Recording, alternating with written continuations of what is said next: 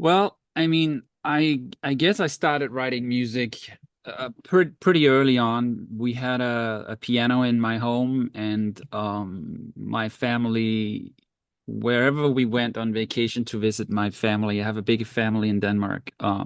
There was always a piano around as well. So I find myself, sometimes playing on these pianos in different locations. But definitely at my house growing up, I was fascinated with it. I'm not sure where that came from. I also played um some guitar, sang in choir, and just different things. It seemed like in my childhood I was always drawn to music.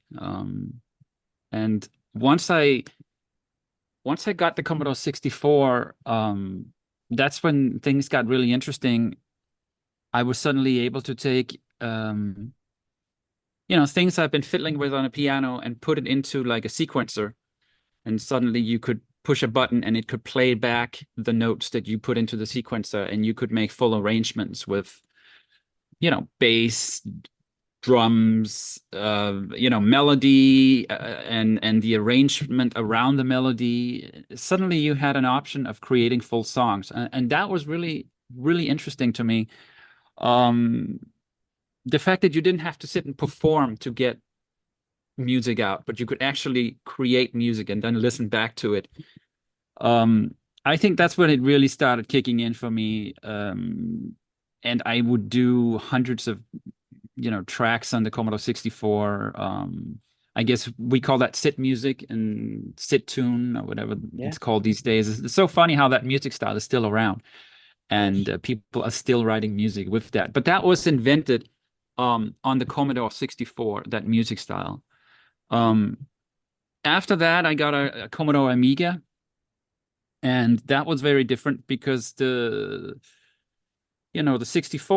Commodore 64 had a synthesizer chip inside, but it couldn't really do anything production wise that sounded very, very good. You had to work with melodies. That's where you Yeah. could like draw people in. So all these wonderful melodies from the Commodore 64 is what I really, I think, started, dreaming about working on video game music, and also just listening to this music a ton. Composers like Rob Hubbard and Martin Galloway and Tim Follin and Ben Dailish and all these guys. I was fascinated with that kind of music.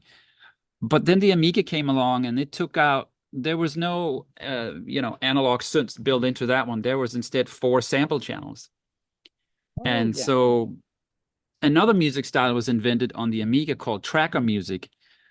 And that is also a music style I got into big time and wrote hundreds of tracks on that. And so of course you worked only with samples. So all the necessity for writing good melodies just disappeared in an instant. Because you could just sample entire thing. You could sample a piece from Michael Jackson and just put it in your demo, and Yeah. this is kind of what people did in the very beginning. Making Um, MIDI synths and stuff out of like well, little just sound. lifting Yeah. just lifting entire sequences in the very beginning and Yeah. just sampling those, because suddenly, like, whoa, listen to this, instead of having the Commodore 64 kind of like low tech production, suddenly we had, Yeah. like, there was no limit because we had samples. I can Um imagine. Yeah. but then as time went on, a music program was introduced in the demo scene that became kind of the standard music program called Soundtracker. And that's where I started sampling all my own instruments and creating full tracks inside of this program. And then music got interesting, but I don't think the music on the Amiga ever reached the height of the Commodore 64 melodically. I don't think you can. There's a lot more music on a Commodore 64 that you could play in a symphony hall, because the melodies are so wonderful. Because that's all they had. I can imagine. We Yeah. were we were thinking differently on the Amiga.